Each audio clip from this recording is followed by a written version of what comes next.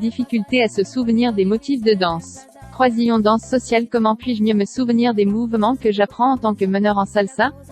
Cette personne avait des difficultés à se souvenir des figures les plus compliquées du cours.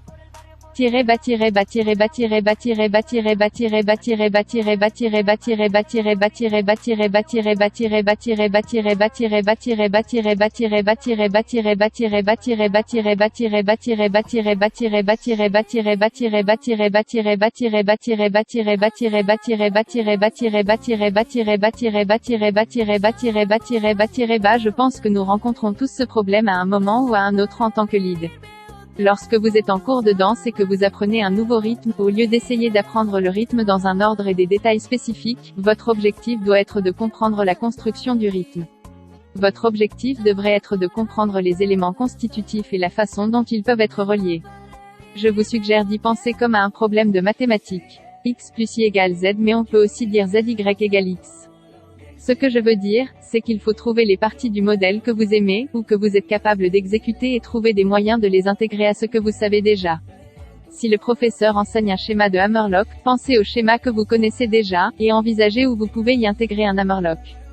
Et si vous tenez absolument à apprendre une figure complète du début à la fin, voici ce que vous pouvez faire. Décomposez le motif en blocs, segments. Peut-être 2 à 3, 8 temps. La prochaine fois que vous irez danser ou que vous aurez un partenaire de répétition, mémorisez ce segment et répétez-le tout le temps.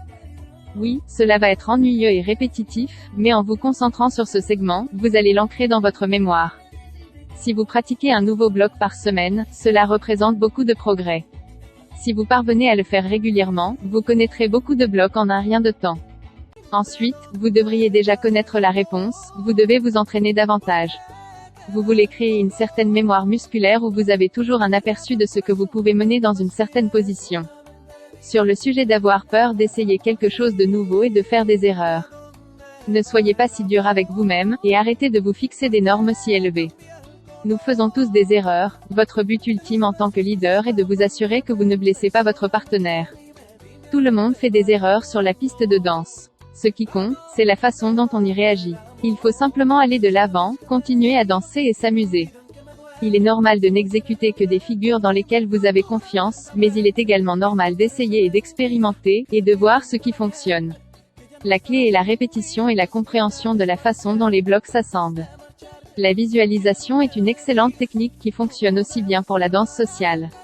Regardez des vidéos de cours pour vous rafraîchir la mémoire, puis, lorsque vous conduisez, marchez, faites la vaisselle, n'importe quelle tâche sans intérêt, jouez de la salsa et imaginez que vous faites les séquences en rythme avec la musique.